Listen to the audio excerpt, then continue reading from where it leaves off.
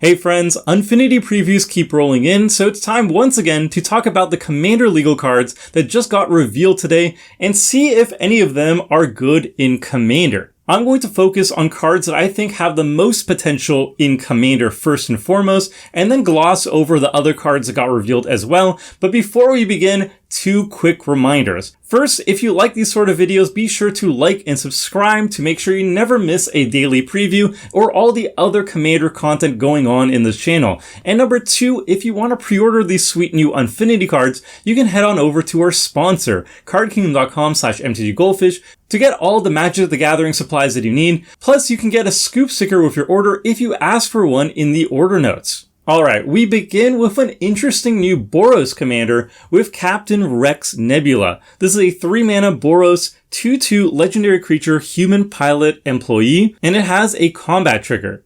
At the beginning of combat on your turn, target non-land permanent you control becomes a vehicle artifact until end of turn. Its base power and toughness are each equal to its mana value. It has Crew 2 and Crash Land. Whenever this vehicle deals damage, roll a 6-sided die. If the result is equal to this vehicle's mana value, it deals that much damage to any target, then sacrifice this vehicle.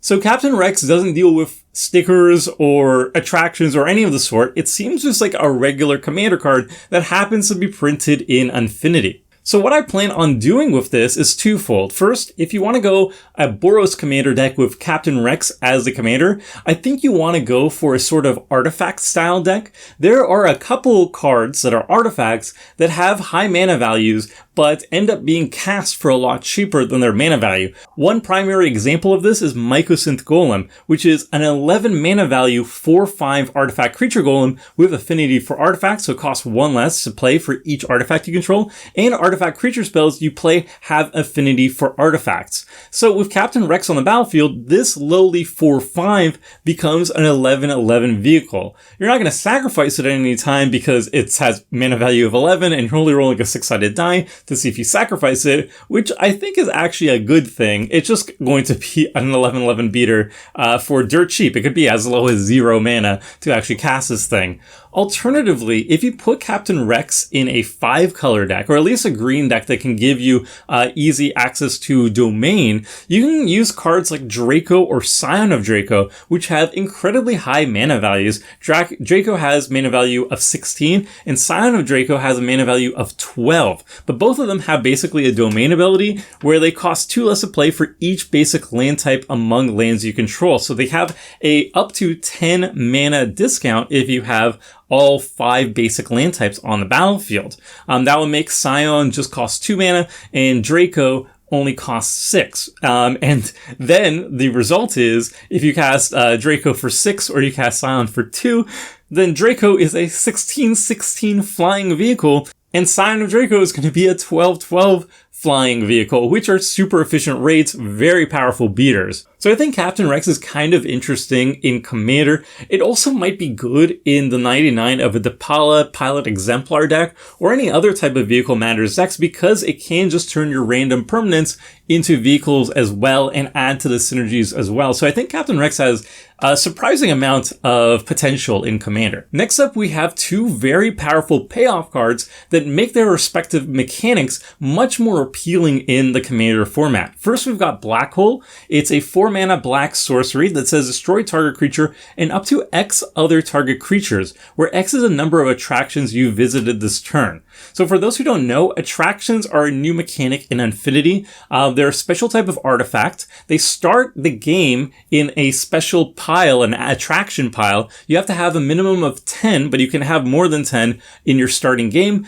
At the beginning of the game, you shuffle them up, and then whenever you set up an attraction, if you ever have a card that says set up an attraction, you just flip the top card of your attraction pile onto the battlefield, and boom, it's an attraction, it's on the battlefield, and it's doing stuff. And it has a mechanic where you roll a d6 on your main phase, and if the result of the d6 matches any of the lit up numbers on the attraction, you get to visit it, and you get a minor perk in reward. So Black Hole basically says the more attractions you have and the more you get to visit in a single turn, you're going to be able to kill a lot of creatures hyper efficiently with this. Basically, if you get to visit a single attraction, killing 2 creatures for 4 mana is a pretty darn okay rate, but once you're visiting like 2 attractions and you're killing 3 things or even more, Black Hole becomes a very efficient removal spell. And then we have another really powerful card for an attraction deck, and that's Monitor. It's a 4-mana blue 2/5 human employee creature that says when it enters the battlefield, open an attraction,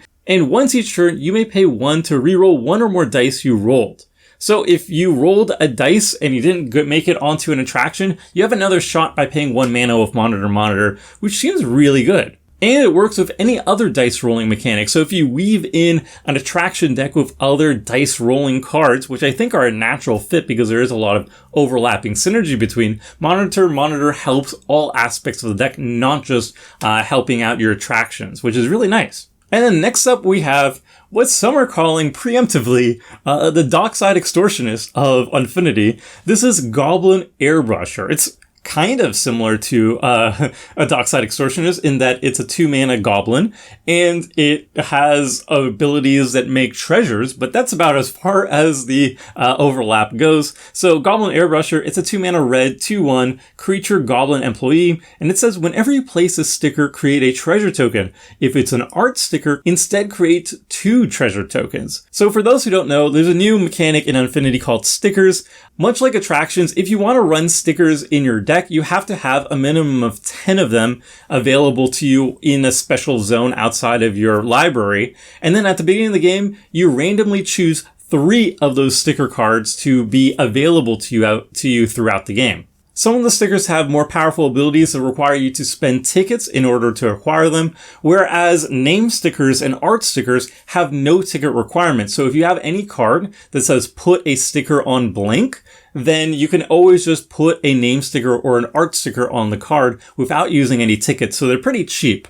And what Goblin Airbrusher does is basically whenever you have a card that lets you put an art sticker on something, you're going to make 2 treasures. If it's not an art sticker, you only make 1. But if it's an art sticker, you make 2 treasure tokens. So in a vacuum, making 2 treasure tokens when you do something for no mana, passively on a 2-mana creature is really powerful. It's ripe for abuse. How powerful will it actually be in a 99 singleton format? I'm unsure. I don't think it's going to be as powerful as people anticipate it going to be, but in the right deck, I think it's going to be relatively good, if not inconsistent, because you do have to have really powerful art sticker generators. You also can only have up to 9, I think, art stickers because you only have 3 sticker sheets and each one come with 3 art stickers on them. So you can make up to 18 treasure tokens with it, which is still very good for a 2-drop. But yeah, just curb your enthusiasm on this card. I think it's going to be really sweet in certain decks, but definitely not like a new staple or anything in Commander, far from it. And then talking about sticker decks, I think we have a sweet Commander for the sticker tribal deck if you're trying to go for that. And that's Roxy, Publicist to the Stars. This is a 4-mana Izzet with flying, and says its power is equal to the number of permanents you control with an art sticker plus a number of cards in your graveyard with an art sticker. So it's going to start relatively small, but it will grow into a decently large threat with flying, which is not nothing to scoff at for sure. But the really nice thing here is its enter the battlefield trigger. When it enters the battlefield, distribute up to 2 art stickers among 1 or 2 non-land permanents you own. So this is attached to an ETB effect, so any ghostly flicker effects, any ways of blinking Roxy will make it a hyper efficient way of adding art stickers on all your stuff. Well, up to 9, because again, you only start with 9 at the beginning of the game. Let me know in the comment section below if I'm wrong. That's how I'm understanding it. And I put the 2 cards together, obviously, because Roxy pairs wonderfully with Goblin Airbrusher. When I said it's going to be pretty strong in certain types of decks, I meant basically Roxy decks. Roxy decks are going to be super consistently good with Goblin Airbrusher. It's probably the best way and the only worthwhile way to use Goblin Airbrusher. I might be wrong. There might be some zany synergies out there that I hadn't considered, but obviously if you're in a Roxy deck, one of your strongest payoffs are definitely going to be the Goblin Airbrusher to make a ton of treasure tokens. Pair that with a lot of enter the battlefield effects, and you're going to make a lot of treasures very quickly, and you're going to have a lot of art stickers, and Roxy is going to be huge in no time. Next up, we have just one card that I think is going to be very strong in both the attraction tribe deck and also the sticker tribe deck, and that's Command Performance. It's a 2-mana blue sorcery that says choose two. Either you open an attraction, roll to visit your attractions, you got 2 tickets, and you may put a sticker on a non-land permanent you own. It's not like mind-bendingly amazing at anything, but it's just a very efficient way of either supporting attraction tribal or sticker tribal or both at the same time. It is also a sorcery, so I did put a card that we previously talked about, Myra the Magnificent. This is a 4-mana Izzet 2/4 legendary creature human performer, and it's essentially Spellslinger meets attraction tribal. And I think out of all the commanders, Myra's is going to be the best option for an attraction deck. You're going to try to merge attractions with instants of sorceries, aka Spellslinger, something that Izzet is very good at, and attractions themselves are all artifacts, something that is a primary archetype also in Izzet colors. So Spellslinger artifacts overlapping together make a lot of sense, and Myra is going to be fantastic here. And Command Performance is a sorcery, so it fits even better in Myra, because not only does it let you roll to visit your attractions and open attraction, but then Myra itself will open attraction and as well. So that's really nice. So that's it for all the cards that I think are going to be super interesting in Commander. And then I have the other cards that were revealed. They are all legal in Commander, but I don't think they're particularly good. So I'm just going to go quickly over them just so you can look at them and appreciate their art, I guess. I don't know. Or tell me I'm wrong and maybe I'm misevaluating these cards.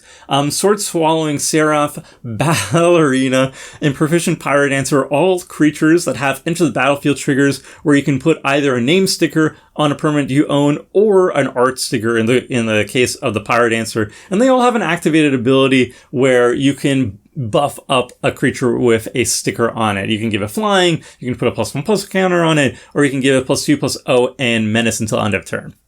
I don't think these cards are particularly great. You might want to put them in Sticker Tribal if you really want to stick to the theme, but I don't think they're particularly awesome. Next, we have just a new vehicle with Clown Car. You pay X to make a bunch of clown tokens or a number of +1/+1 counters on the car, which is very cute. I love it. But the randomness makes it entirely inconsistent and not that great. It could be decent though if you were in a dice rolling deck. You are rolling X 6-sided dice. So this is a hyper efficient way to front load the amount of dice rolling you're doing at a given time. So if you have anything that triggers on each individual dice roll, you can get a lot of value out of this. Unfortunately, a lot of the dice rolling payoff cards say whenever you roll 1 or more dice, so they're capped at basically getting 1 trigger per instance of rolling dice, and it doesn't matter how many dice you're rolling at the given time. But there are a few exceptions. I know there was an enchantment that we previewed last video that makes a zombie whenever you roll a 6 on a dice, so this plus the clown card could be really good. But yeah, I don't think it's particularly great. Then we have Pin Collection, which is a unique equipment that lets you put stickers on it and cheat out stickers as well. Last Voyage of the Blank, which is a unique take on basically Anime Dead. It works the same way. And then finally, we got a new sticker card, and it's notable here, Unique Charmed Pants. It's notable here because the 3-ticket sticker says whenever this creature attacks, if it's not a Brushwag, it gets +X/+0 until end of turn, where X is the number of super types, card types, and subtypes it has. So if you have something that's front-loaded with a lot of super types, card types, or subtypes, then this can be a very efficient anthem effect or a buff effect on the creature. I thought immediately of Changelings because they have all creature subtypes, so it would have like 100+ power on it, but because all Changelings are also Brushwags, including everything else, it won't work with it, so I assume that is like the fail-safe against running Changelings with it. But if there was a way to remove just a single card type or a single creature type off a creature on a Changeling, then that would be pretty bonkers. So let me know if there is any way of doing that. I don't think there is. Moving on, we have a couple more attractions: Balloon Stand, Clown Extruder, and Kitty Coaster. I think Clown Extruder is the strongest of the bunch just because they make artifact creature tokens, and artifact creature tokens are probably the most abusable of the tokens here just because there's a lot of inherent artifact synergies and artifact decks that you want to sacrifice them for value. So having an efficient way of pumping out extra artifact tokens is really nice, but none of them are particularly strong. They're just there to pad your artifact pile, essentially.